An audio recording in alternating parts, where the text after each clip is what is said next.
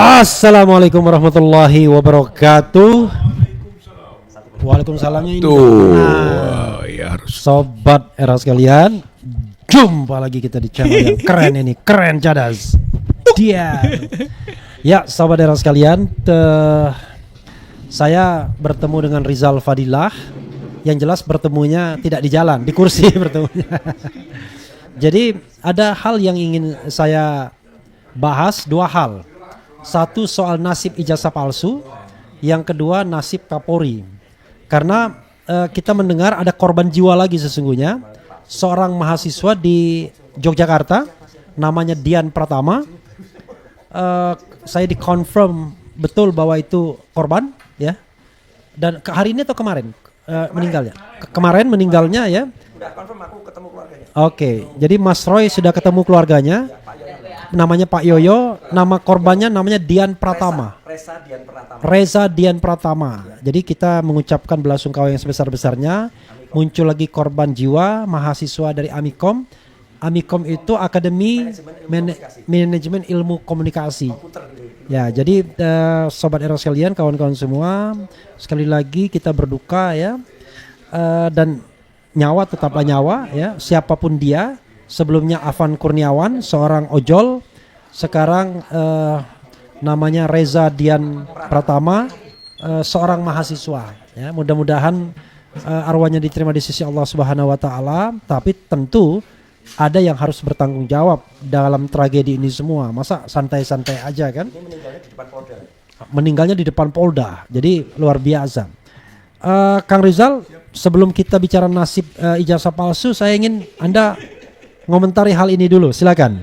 Angkat mikrofonnya. Ini sangat sangat cuma suara kita aja yang muncul kelihatan. Iya, saya kira Bang Refli, semua kasus ini boleh diklasifikasikan kasus pembunuhan. Gitu ya, jangan sampai dianggap sebagai sekedar ketidaksengajaan atau kelalaian gitu kan, atau akibat saja dari suatu kondisi aksi gitu kan, tidak bisa. Itu harus unlawful killing. Jadi unlawful killing yang masuk ke klasifikasi itu, bahkan bisa extraordinary ya, karena hal ini di luar hal yang biasa gitu kan, tidak melalui prosedur lah. Kan ada prosedur seharusnya untuk bisa sampai baik menangkap, apalagi sampai menembak gitu kan, apalagi sampai menggilas gitu kan. Saya kira itu adalah gambaran tentang menjadi extraordinary kalau saya pikir gitu kan.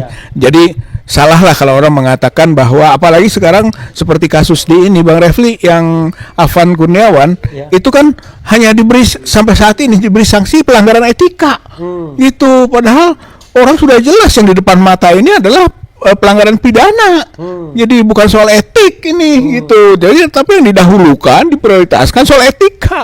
Itu padahal etika itu derivasi gitu kan, derivasi atau turunan dari pidana sebenarnya. Harus pidana dulu. Begitu. Dan itu pembunuhan kan? Tidak paralel. Atau sekurang-kurangnya paralel. Ini malah dikebelakangkan pidananya. Padahal tadi kita sudah sebutkan kualifikasinya ini pembunuhan 338 KUHP gitu. Jadi ini menjadi koreksi atau sekaligus juga pihak kepolisian masih memproteksi gitu. Saya kira di situasi begini ya, bukannya melakukan evaluasi diri gitu kan, tapi justru dia seperti menunjukkan arogansi dan proteksinya terhadap anggota di kesatuannya. Saya kira malah korban itu tidak menjadi perhatian yang serius sampai kasus dua korban ini, bahkan mungkin lebih lah korban itu, bisa saja bukan hanya kasus di sini gitu. Ya itu tanggung jawabnya bukan hanya tanggung jawab pelaku gitu, karena kan ada yang disebut dengan kemungkinan menyuruh gitu kan, atau atasan yang bisa tahu, atau pembiaran gitu kan, by omission, itu crime by omission. Saya kira nanti akan ke atas terus itu, sampai ke tingkat Kapolri-nya harus tanggung jawab. Iya, tapi tentu ya pro dan kontra kalau kita bilang crime by omission gitu ya. Tapi paling tidak hal seperti ini kan menunjukkan kegagalan sekian kalinya dalam pengamanan aksi unjuk rasa ya. Iya. Nah itu saya dulu pernah bicara dengan, katakan lagi nih, dengan seorang sosial atau psikolog bagaimana dia berpendapat bahwa yang dihadapi ini mahasiswa plus polisi-polisi muda yang bahkan tidak bisa menjadi mahasiswa, ya kan? Jadi ada juga hal seperti itu. Jadi yang berbenturan itu adalah orang yang dalam strata sosial itu di bawah, walaupun dia seorang penegak hukum, lalu dengan mahasiswa yang sebenarnya walaupun belum ada apa-apa strata elit. Jadi ketika menghadapi demo seperti itu, dihadapkan orang-orang yang baru pendidikan, yang setiap hari dibentak, dimarah, bisa dibayangkan kan ketika dia berhadapan dengan mahasiswa akan galaknya minta ampun gitu. Iya, betul. Jadi saya kira hakikinya harus diusut dulu, Bang. Itu. Jadi diusut pada tingkat kesalahan di mana. Itu kan tadi juga bisa saja nodeware access kan, dia melakukan sesuatu karena terancam dan sebagainya, tapi harus diusut, dibuktikan. Ini prosedur itunya tidak ada. Itu. Jadi yang kita gambarkan polisi ini seperti tidak punya perasaan hukum dan tidak punya konsistensi hukum, padahal dia penegak hukum. Itu. Sehingga masalah hukum dia geser ke etika misalnya begitu. Jadi menurut saya mah yang kita tuntut masyarakat itu adalah tentang pengusutannya, sehingga tadi bisa diketahui gitu kan soal yang muda gitu kan, kemudian berhadapan dengan intelektual, di mana sih ini diskrepansinya gitu kan, di mana kesenjangannya gitu, adakah kausalitasnya gitu kan, untuk sesuatu perbuatan hukum kan harus ada kausalitasnya gitu, Bang. Iya, hal yang ingin saya singgung juga soal tuntutan copot Kapolri. Ini saya dengar Kang Rizal juga menyampaikan hal seperti itu. Sebenarnya tanpa demonstrasi pun tuntutan copot Kapolri itu selalu dikaitkan dengan geng Solo atau dengan presiden atau mantan presiden Jokowi. Menurut Kang Rizal gimana? Iya, saya kira soal tuntutan untuk pencopotan Listio Sigit atau Kapolri itu sudah bukan hanya digaungkan sekarang kan, sudah lama itu gitu.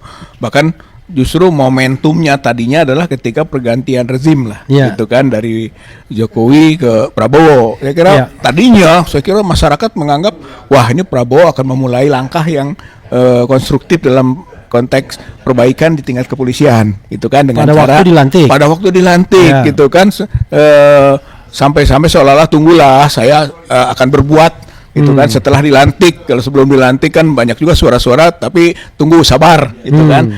Dengan harapan salah satunya yang sangat mendesak itu adalah penggantian Kapolri gitu kan, karena kita mengalami krisis dalam penegakan hukum gitu. Saya kira carut marut lah dia masalah soal penegakan hukum ini gitu. Maka Kapolri yang harus segera diganti, sudah terlalu lama, banyak kasus-kasus lama gitu yang juga. Yang jelas Kapolri ini sejak 2021. Iya, jadi 4 tahun, hampir 5 tahun, lebih 4 tahun itu 4 tahun setengah.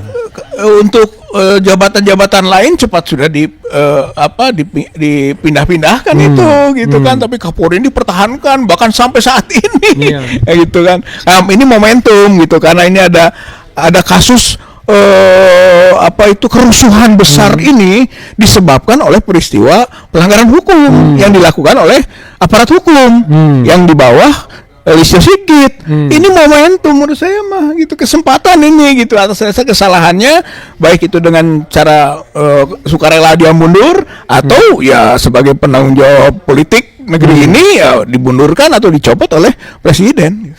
Oke, selalu ada sebuah pernyataan klise di pejabat publik, siap mundur, ya kan?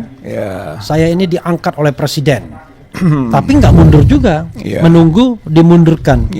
Ini kan kalau kita bicara tentang sikap seorang pejabat publik yang sebenarnya ringnya sudah ring 1 kan, rasanya kok tingkat Kapolri, setingkat menteri, kok kenapa harus membebani seorang presiden untuk menyatakan mundur ya? Padahal kita tahu legitimasi sosialnya juga sudah mulai rendah. Karena saya lihat juga dia juga tahu tentang presidennya yang tidak bisa mengambil keputusan yang tegas. Jadi ada aspek psikologisnya juga, dia tahu gitu, sehingga dia berani mengatakan begitu dengan bahasa tadi. Kalau presiden mundur ya saya siap gitu kan. Tapi dia tahu presiden tidak. Mungkin juga dia tahu kelemahan-kelemahan presiden itu gitu kan, dalam konteks sejarahnya gitu kan, dalam keputusan politik sampai menjadi seorang presiden. kita berspekulasi waktu kemarin ya pada hari Jumat dengan mengatakan bahwa kita akan kasih waktu 3 hari agar Kapolri dicopot karena Jumat itu mulai masalah ya, mulai terjadinya riot katakanlah begitu, kerusuhan. Kalau Afandi ditabraknya kan pada hari Jumat juga. Ya. Oh sorry, Afandi kok, Afan Kurniawan. Malam ya. Kalau di itu ada orang lain, Afan Kurniawan. Itu ditabraknya Jumat juga, kan meninggalnya Jumat malam. Iya. Kalau sekarang Sabtu, Minggu, Senin sudah 3 hari nih. Iya. Kalau kita kasih waktu sampai pukul 23.59 untuk copotnya Kapolri hari ini kan? Iya. Apakah Kang Rizal pesimis atau optimis bahwa akhirnya Prabowo akan mencopot Kapolri atau bagaimana? Ya kalau saya agak pesimis, Bang, karena kemarin waktu pidatonya Prabowo itu kan di bersama-sama dengan ketua umum partai itu kan kok sama sekali tidak menyinggung gitu soal tanggung jawab komando komando ini gitu kan, hanya menyesalkan sebagai jaminan di proses hukum kan.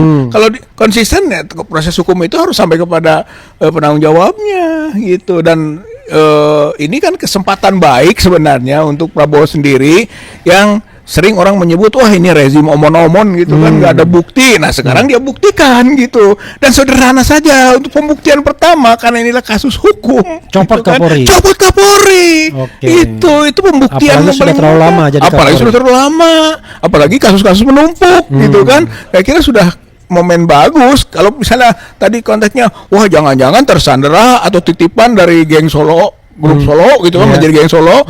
Kalau kesempatan ini nggak ada hubungan itu sebetulnya. Dia bisa melepas Prabowo gitu kan, melepaskan rantai karena ini nggak ada hubungan dengan titipan-titipan lagi. Ini peristiwa atau kejadian dimana yang telah berakibat harus tanggung jawab ya. Harus tanggung jawab. Ini telah akibatnya sudah besar, bahkan markas polisi juga sudah banyak dihancur-hancurkan ini. Jadi bukan buat masyarakat saja yang dirugikan, temannya untuk pihak instansi kepolisian juga dirugikan besar ini. Tidak itu saja, Polri sekarang menjadi the common enemy. Akhirnya itu saya kira disinilah mulai reformasi kepolisian gitu kan, sudah digedengung-dengungkan gitu kan. Kemudian bagaimana posisi kepolisian di dalam hukum ketatanegaraan kita gitu ya. Mulainya ya copot dulu Kapolri.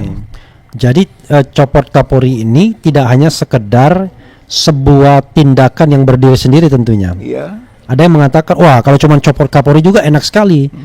Tolong dong kasus-kasus yang tidak profesional, yang di-entertain itu juga diselesaikan secara baik gitu ya. Iya, tapi itu kan mulainya dari sini. Begitu. Itu nggak akan dibongkar-bongkar yang tadi kita harapkan lah. Kalau untuk hal yang sebenarnya sederhana, momennya tepat dan ada case-nya gitu kan, tidak diambil sikap gitu oleh pengambil kebijakan politik presiden gitu. Jadi tetap saja ketika tidak mencopot Kapolri, ini memang rezim permanen omon-omon. Jadi kalau kita kaitkan dengan kasus yang mendera Kang Rizal dan teman-teman ya, 1 dari 12 terlapor ya, itu bagaimana kalau kita kaitkan dengan konstelasi sekarang? Menurut Kang Rizal itu akan berlanjut atau gimana? Ya, ada lupa kasusnya. Enggak, saya kira tergantung tadi sikap politiknya yang diambil berkaitan dengan aspek penegakan hukum. Karena menetapkan pelapor gitu kan, yang kemudian diproses sebagainya itu sendiri tidak sesuai dengan prosedur hukum yang diatur oleh kitab undang-undang hukum acara pidananya gitu kan. Bahkan rekayasa politiknya kuat gitu. Nah sekarang menurut saya ini sebenarnya juga bahan untuk evaluasi atas penegakan hukum berbasis kepentingan politik gitu. Bahkan mungkin juga ini adalah akibat hukum gitu yang diderita oleh pihak kepolisian atas perilakunya yang inkonsisten dalam konteks penegakan hukum gitu. Nah, salah satu case-nya adalah soal dugaan ijazah palsu sampai kepada laporan pencemaran atau fitnah gitu kan yang dilakukan oleh Joko Widodo. Bahkan sekarang kan orang melihat juga dalam kaitan dengan kerusuhan ini, yaitu ada skenario gitu kan, orang bicara tentang skenario. Salah satu skenarionya gitu kan, dari berbagai kemungkinan skenario adalah skenario yang dilakukan oleh Joko Widodo bersama gengnya untuk bisa tetap eksis gitu kan, walaupun sudah tidak menjabat sebagai presiden Oke. gitu, atau mengganggu juga Prabowo lah gitu kan, atau Itu salah mempertahankan satu Gibran. skenario gitu ya. Salah satu skenario. Nah, ketika juga soal ijazah palsu itu skenario kan, itu ijazah palsu yang melaporkan orang yang sebenarnya mencari kebenaran material dari satu dokumen yang diragukan. Saya kira sampai ke proses penyidikan, kemudian dalam status terlapor yang bisa dekat menjadi tersangka dan seterusnya, itu adalah gambaran tentang penggunaan politik melalui jalur hukum. Oke, Kang Rizal ya. Kalau kita bicara skenario pasca riot ini ya, pasca kerusuhan ini ya, menurut Anda ijazah palsu itu diapakan enaknya? Hentikan, karena sebenarnya Hentikan yang mana? enggak, artinya yang di Polda. yang di Polda hentikan. Oke. Karena kalau sudah penyidikan itu ada peluang SP3. Ya. Itu kan itu prosedur hukumnya. Ya. Kalau tidak ditemukan bukti Ya. gitu kan, maka bisa SP3. Jangan dibuat-buat. Jangan gitu. dibuat-buat. Saya kira bukan hanya karena prosedur akibat kerusuhan ini, kemarinnya saja sudah banyak pengkritikan kan terhadap proses itu. Ini SP3 harusnya. Sekarang gitu kan, untuk katakanlah mulai memperbaiki citra polisi gitu, dari walaupun kecil mungkin efeknya, tapi itu sudah mulailah dari SP3 penyidikan yang berhubungan dengan pelaporan Joko Jokowi Widodo dan dan pelaporan yang ya, lain-lainnya yang dan teman-temannya gitu. itu ya. Sementara Lalu? karena itu ada hubungannya dengan dugaan ijazah palsunya gitu kan, dan diragukan juga tentang status hukum penghentian penyelidikan di Bareskrim, jalan lagi itu. Oke. Gitu. Jadi tetap untuk membuktikan asli atau palsunya, yaitu dengan cara Joko Widodonya dijadikan tersangka dan proses berikut. Oke. Gitu. Kata Kaisang, ini upaya untuk mengadu domba antara Prabowo dan Jokowi katanya. Ya sebenarnya enggak juga gitu kan, itu kalau bahasa kita mah bahasa orang mudanya GR aja gitu kan, namanya gede rasa aja. Jadi itu malah yang nggak ngerti hukum gitu kan. Konteks hukum lihat dulu dong gitu proporsinya, bukan lihat karena ini Jokowi ini Prabowo gitu kan, lalu ini mencoba mengadu domba. Nggak ada hubungan itu, nggak ada hubungan. Ini adalah masalah ijazah Joko Widodo asli atau palsu. Apa hubungannya sama Prabowo? Oke. Ya, closing statement Kang. Ya, saya kira di sini kan ujian, menurut saya mah ujian bagi Prabowo gitu kan, untuk membuktikan apa yang selalu dipidatokan tentang konsistensi terhadap penegakan hukum gitu kan, atau tidak pandang bulu gitu kan, siapapun, equality before the law, semuanya sama. Nah, buktinya gitu kan, satu, kalau menurut saya mah copot dulu itu gitu kan, Listio Sigit, gantilah gitu kan. Kedua, tentu dia lakukan pembenahan dalam birokrasi hukum, ataupun pembenahan dalam mekanisme penegakan hukum gitu kan, atau bahasa lain lah reformasi, kalau nggak sampai revolusi gitu kan di bidang hukum, tapi reformasi hukumnya ya mulailah ada proses peradilan gitu. Dan efek berikutnya, konteks politiknya, ya Gibran juga harus dipersalahkan gitu. Oke, jadi tetap adili Jokowi. Adili Jokowi, turunkan Gibran. Makzulkan Gibran. Gibran. Oke, sobat era sekalian ya, kecil-kecilan dulu. Kita mengisi waktu, mudah-mudahan ini bermanfaat ya. Memang kejadian 1, 2, 3 hari ini sedikit menghilangkan isu tentang ijazah palsu ya. Iya. Tetapi kalau memang ini dianggap momentum yang baik, maka tegakkanlah proses yang benar ya. Proses yang benar itu adalah sebuah pembuktian apakah ijazah itu palsu atau tidak. Iya. Bukan kemudian menersangkakan orang-orang yang mempermasalahkan ijazah palsu itu. Mudah-mudahan ini didengarkan oleh pemegang otoritas utama Prabowo Subianto ya. Kita bisa mendengarkan nanti ada pengumuman pencopotan Kapolri. Kalau tidak, ya apa boleh buat, seperti yang saya katakan, kita kasih waktu 3 hari kepada Prabowo untuk mencopot Kapolri. Kalau tidak, berarti nggak dicopot. Berarti nggak dicopot. Wassalamualaikum warahmatullahi wabarakatuh. Waalaikumsalam warahmatullahi wabarakatuh.